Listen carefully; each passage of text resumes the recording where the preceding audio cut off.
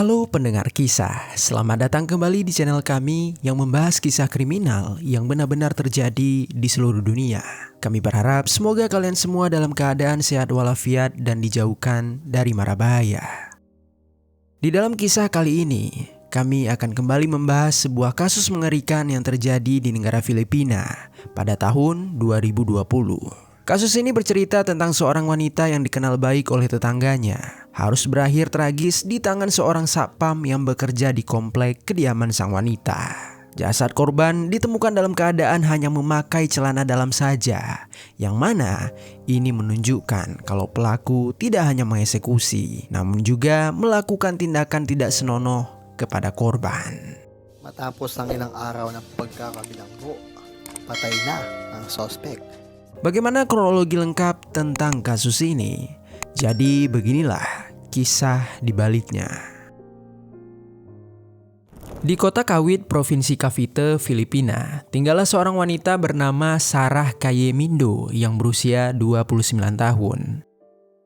Sarah ini sebenarnya berasal dari Provinsi Romblon. Dia merantau seorang diri ke kota Kawit untuk bekerja, sedangkan keluarga besarnya masih tinggal di Provinsi Romblon. Tetapi di sini kami tidak menemukan identitas dari keluarga Sarah. Untuk memenuhi kebutuhan hidupnya, Sarah bekerja di sebuah bank. Kantor banknya terletak di kota Taguig yang berjarak sekitar 22 km dari kota Kawit. Jarak tersebut bisa ditempuh dengan mengendarai mobil dalam waktu sekitar setengah jam jika jalanan tidak macet. Oleh sebab itu, Sarah selalu berangkat pergi bekerja sekitaran pukul 5 pagi untuk menghindari kemacetan tersebut. Tidak hanya bekerja sebagai seorang pegawai bank, Sarah ini juga memiliki hobi melukis. Hobinya tersebut terus dia kembangkan agar dapat menjadi sebuah pekerjaan sampingan. Dia sering menerima permintaan melukis, seperti melukis sepatu kets, gambar kanvas, dan juga untuk beberapa pakaian. Lalu di kota Kawit, Sarah tinggal di sebuah perumahan yang cukup elit yang bernama Estrella Homes. Bagi para tetangganya, Sarah dikenal sebagai seorang gadis yang baik hati dan juga sangat ramah. Dia sering memberikan makanan untuk para tetangga dan selalu siap membantu ketika ada yang merasa kesulitan. Tak hanya pada para tetangganya, Sarah juga selalu bersikap baik kepada para pekerja di sekitaran komplek, seperti contohnya kepada penjaga keamanan atau satpam. Karena hal itu, Sarah pun banyak disukai dan disenangi oleh para penjaga keamanan ataupun satpam tersebut. Dan salah satu dari mereka yang sangat menyukai Sarah adalah seorang pria bernama Reggie Boy Estabilo yang berusia 26 tahun. Reggie ini berasal dari kota Coronadal, Provinsi Cotabato. Dia mulai bekerja sebagai satpam di komplek tersebut sejak September tahun 2019. Reggie tinggal di sebuah mes yang disediakan untuk para satpam, dan dia di sana tinggal bersama satpam lainnya. Selama bekerja, Reggie dikenal sebagai seorang lelaki yang baik hati dan juga dapat diandalkan. Reggie juga mudah bergaul sehingga para penjaga keamanan yang lain senang berbincang dengannya. Ketika bekerja itu juga, Reggie sempat beberapa kali berinteraksi dengan Sarah. Saat itu, Reggie melihat kalau Sarah ini merupakan seorang gadis yang cantik dan juga sangat ramah. Kepribadian Sarah itu seketika membuat Reggie perlahan-lahan memiliki perasaan romantis terhadap Sarah. Dia sangat suka mendengar tutur kata Sarah yang sopan dan juga tingkah lakunya yang elegan. Karena tak sanggup lagi memendam perasaannya, Reggie pun memutuskan untuk mengungkapkannya secara langsung kepada Sarah. Dia memberanikan diri untuk berbicara kepada Sarah. Dia menghampiri Sarah di depan rumahnya ketika Sarah baru saja pulang bekerja. Kemudian tanpa ragu, dia langsung mengatakan kalau dia sangat menyukai Sarah. Dia telah jatuh cinta dan meminta Sarah untuk mau menjadi kekasihnya. Ungkapan Reggie itu cukup membuat Sarah merasa terkejut. Namun dengan sopan dia menjelaskan dirinya tidak bisa menerima perasaan Reggie. Dia menolak Reggie secara baik-baik dan dia juga mengatakan kalau dirinya sudah memiliki seorang kekasih. Perkataan Sarah itu seketika membuat Reggie merasa sedih. Dia tidak menyangka cintanya akan ditolak oleh Sarah. Dan setelah mendapatkan penolakan itu, Reggie pun langsung pergi dari sana. Namun setelah beberapa hari berlalu, Reggie tak bisa berhenti memikirkan tentang Sarah. Dia tak mengerti kenapa Sarah bisa menolak dirinya. Dia bertanya-tanya apa yang kurang dari dirinya sehingga Sarah tidak mau membalas perasaannya. Karena tak ingin terus merasa penasaran, Reggie akhirnya memutuskan untuk kembali menanyakan hal tersebut kepada Sarah. Namun kali kedua ini dia berniat untuk menemui Sarah di pagi hari, bukan lagi di malam hari. Singkat cerita, pada tanggal 21 Februari tahun 2020, sekitar pukul 4.30 subuh hari, Reggie menunggu di depan rumah Sarah. Dia menunggu Sarah dengan tenang keluar dari rumahnya. Dan tepat pukul 5 pagi, Sarah pun membuka pintu lalu keluar dari rumahnya. Saat itu Reggie langsung menghampiri Sarah. Dia berdiri di belakang Sarah. Kemudian membuka pintu rumah Sarah lalu langsung mendorong Sarah untuk masuk ke dalamnya.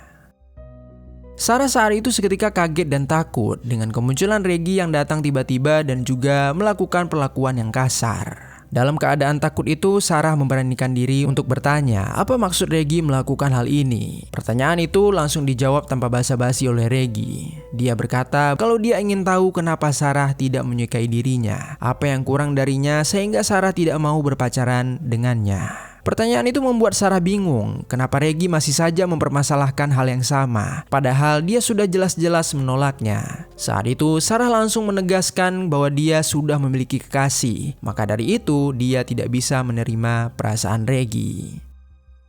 Jawaban itu sama sekali tak membuat Reggie merasa puas. Reggie malah mengatakan kalau dirinya bisa menjadi lebih baik dari kekasih Sarah yang sekarang. Dia kemudian menyuruh Sarah mengakhiri hubungan dengan kekasihnya itu lalu menjalin hubungan asmara dengannya. Perkataan Reggie itu seketika membuat Sarah marah. Namun dalam kemarahan itu Sarah masih berusaha menjaga emosinya. Dia mengatakan kalau Reggie sudah keterlaluan dan meminta Reggie untuk segera keluar dari rumahnya tersebut. Selain itu dia juga menegaskan kalau Reggie bukanlah tipe laki-laki yang dia sukai. Oleh sebab itulah dia tidak mau menerima Reggie. Perkataan itu lantas seketika membuat emosi Reggie menjadi meningkat. Dia merasa diremehkan oleh Sarah. Dan seketika itu juga, Reggie langsung mendorong tubuh Sarah hingga membuat Sarah terjatuh ke atas lantai. Melihat Sarah yang terkulai, dia langsung membuka celana Sarah, berniat untuk melakukan hal yang tidak senonoh kepada Sarah. Namun ketika itu Sarah langsung berteriak kencang sambil menendang-nendang Reggie. Teriakan itu membuat Reggie sedikit panik. Dia pun langsung memandang ke sekelilingnya mencari alat untuk menyakiti Sarah. Dan saat itulah dia melihat sebuah pisau yang tergeletak di atas meja tak jauh darinya. Dia kemudian berdiri mengambil pisau itu lalu kembali ke arah Sarah. Sarah yang melihat hal tersebut seketika langsung panik. Dia mencoba berdiri untuk menghalangi Reggie, namun aksinya gagal. Lantai tersebut licin sehingga dia kembali terjatuh. Saat itu Reggie sudah kembali di hadapannya. Dia mengacungkan pisau itu ke arah Sarah lalu tanpa ragu dia langsung menusuknya ke tubuh Sarah. Tanpa kendali tangannya bergerak berulang kali menusuk pisau ke arah Sarah. Setiap tusukan menoreh luka yang sangat dalam, meninggalkan jejak cairan merah tercecer ke atas lantai. Sarah berusaha untuk melawan, menangkis tikaman itu dengan tangannya. Tetapi serangan yang datang bertubi-tubi terlalu cepat dan terlalu brutal. Serangan itu membuat tubuh Sarah melemah, tangannya terkulai jatuh ke atas lantai. Nafasnya tercekat dan rasa sakit menjalar di seluruh tubuhnya. Hingga akhirnya mata Sarah tertutup, tubuhnya tergeletak di lantai dengan cairan merah yang telah berhamburan di sekitarnya. Sarah tidak lagi bergerak. Seketika dia pun kehilangan nyawanya. Kemudian Reggie yang menyadari kalau Sarah sudah tak lagi bernafas, langsung menghentikan serangan. Pisau yang dia pegang terjatuh dari tangannya lalu mendarat di dekat tubuh Sarah. Reggie yang menyadari apa yang baru saja dia lakukan, dia pun panik. Dalam kepanikan itu dia langsung berpikir apa tindakan yang harus dia lakukan selanjutnya. Ketika itu hari masih sangat pagi, belum ada orang di sekitaran rumah. Dia pun memutuskan untuk kabur dari sana. Saat itu tanpa ragu Reggie berdiri kemudian berjalan ke arah kamar mandi untuk membersihkan tangannya dari cairan merah. Setelah selesai, dia menggeledah rumah Sarah mencari sesuatu yang bisa dia bawa dari sana. Dalam usahanya itu Reggie menemukan uang tunai dan juga sebuah topi. Dia mengambil keduanya, memasukkan uang tunai ke dalam kantung celananya lalu memakai sebuah topi. Begitu selesai, Reggie berjalan ke arah pintu belakang rumah Sarah. Sebelum membuka pintu, dia merapikan diri dan juga menenangkan hatinya. Kemudian dia keluar dari rumah tersebut dengan berjalan dengan santai seperti tak pernah terjadi apa-apa. Lalu singkat cerita, beberapa jam kemudian, tepatnya sekitar jam 8 pagi, dua orang tetangga Sarah yang bernama Thomas dan Devin berbincang di depan rumah Thomas. Rumah Thomas berada tepat di sebelah rumah Sarah. Di dalam perbincangan itu, Thomas bertanya kepada Devin, apakah dia mendengar suara teriakan dari dalam rumah Sarah sekitar waktu subuh tadi. Devin pun menjawab kalau dia sempat mendengar samar-samar suara teriakan seseorang. Namun dia tidak yakin apakah itu suara orang atau bukan. Maka dia pun tidak memeriksanya. Thomas pun juga menjelaskan demikian. Tetapi hal tersebut semakin membuat keduanya merasa penasaran. Karena khawatir terjadinya sesuatu, kedua pria itu pun memutuskan untuk memeriksa ke rumah Sarah. Mereka mendatangi rumah Sarah lalu mengetuk pintu. Namun tak ada yang menjawab ketukan tersebut. Tetapi karena ketukan tersebut terus berulang, membuat pintu terdorong hingga terbuka. Begitu pintu terbuka, Thomas dan Devin langsung melihat cairan merah yang berceceran di lantai. Kemudian keduanya seketika langsung kaget saat melihat tak jauh dari bercak cairan merah itu, ada tubuh Sarah yang tergeletak meregang nyawa. Tubuh Sarah ketika itu telah dipenuhi dengan luka tusuk dan dia hanya mengenakan atasan dan juga celana dalam. Thomas dan Devin yang panik tidak berani masuk ataupun menyentuh tubuh Sarah. Dan seketika itu juga mereka langsung menghubungi pihak kepolisian untuk melaporkan penemuan tersebut.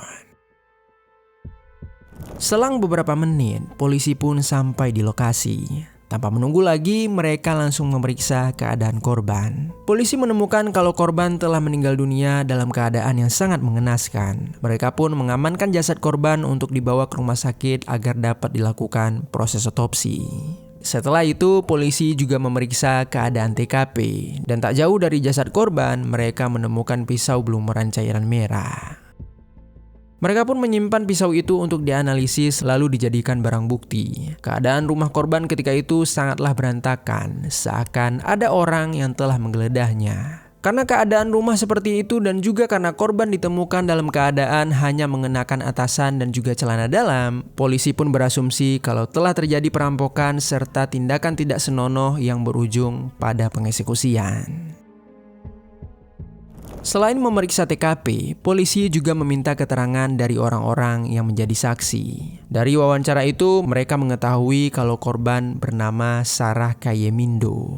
Selain itu, Thomas juga memberikan kesaksiannya kalau dia sempat mendengar suara teriakan Sarah sekitar jam 5 subuh hari. Kemudian polisi juga telah mengamankan rekaman CCTV di mana seorang laki-laki terlihat keluar dari rumah Sarah di sekitaran waktu kejahatan terjadi. Laki-laki itu adalah satu-satunya orang yang terlihat keluar dari rumah Sarah. Namun saat itu sulit bagi polisi untuk mengetahui identitasnya karena lelaki tersebut menggunakan sebuah topi. Untungnya setelah beberapa jam polisi akhirnya mendapatkan kesaksian kunci dari salah seorang penjaga keamanan komplek tersebut. Si penjaga ini mengatakan kalau dia sempat melihat Reggie yang juga merupakan seorang satpam keluar dari rumah Sarah di sekitaran waktu kejadian. Saat itu polisi mencoba menunjukkan rekaman CCTV yang mereka temukan. Setelah melihat video itu, si penjaga pun dengan sangat yakin mengatakan kalau pria yang ada di rekaman tersebut adalah Reggie. Dia mengenalinya dari pakaian yang dia gunakan. Sesudah menemukan identitas pelaku, polisi langsung mencari tahu latar belakang dan juga di mana dia berada. Ketika itu polisi mendapatkan informasi dari seorang warga yang mengatakan kalau pelaku telah berada di kota Tanza, Provinsi Cavite. Setelah mendengar info tersebut, kepolisian kota Kawit langsung menghubungi kepolisian kota Tanza untuk meminta bantuan dan juga kerjasama dalam menangkap pelaku. Berkat hal itu, hanya dalam 3 hari setelah pengeksekusian tersebut, tepatnya tanggal 24 Februari tahun 2020, polisi menangkap Reggie di sebuah wilayah di kota Tanza. Reggie pun langsung kembali dibawa ke kota Kawit untuk dilakukan proses interogasi. Di dalam proses interogasi itu, Reggie langsung mengaku kalau dialah yang memang telah mengeksekusi Sarah. Setelah pengakuan itu, polisi juga menanyakan apakah dia juga melakukan hal tidak senonoh kepada Sarah. Pertanyaan itu langsung dijawab oleh Reggie. Dengan tegas dia mengatakan kalau dia tidak sempat melakukan hal tidak senonoh itu kepada korban karena korban terus melawan. Namun pernyataan Reggie itu tidak diterima begitu saja oleh pihak kepolisian. Mereka masih percaya kalau Reggie telah melakukan hal tersebut karena melihat jasad yang ditemukan dalam keadaan hanya menggunakan celana dalam saja. Akhirnya Reggie pun mendapatkan tuduhan pengeksekusian, perampokan, dan juga perbuatan asusila. Dengan semua tuduhan tersebut, Reggie pun langsung ditahan untuk menunggu proses persidangannya. Tetapi di sini sangat disayangkan tidak ada media manapun yang menyebutkan terkait proses persidangan untuk Reggie. Namun jika kita melihat berdasarkan hukum yang berlaku di negara Filipina, Reggie kemungkinan besar mendapatkan hukuman penjara seumur hidup yang merupakan hukuman paling berat di negara tersebut. Lalu sementara Reggie mendekam di tahanan, keluarga besar Sarah mendapatkan kabar ini. Kabar yang menghancurkan hati mereka. Dengan perasaan terluka, keluarga Sarah pergi ke kota Kawit untuk melihat putri mereka. Kemudian tak lama setelah Reggie tertangkap, keluarga Sarah membawa jasad Sarah kembali ke Provinsi Romblon untuk dimakamkan. Keluarga Sarah Kayemindo tenggelam dalam duka yang tak bertepi. Kehilangan itu datang dengan cara yang sangat kejam, merenggut seorang putri yang seharusnya masih bisa merajut masa depannya. Putri yang mereka lepas hidup di tempat yang jauh pulang dalam keadaan sudah tak lagi bernyawa.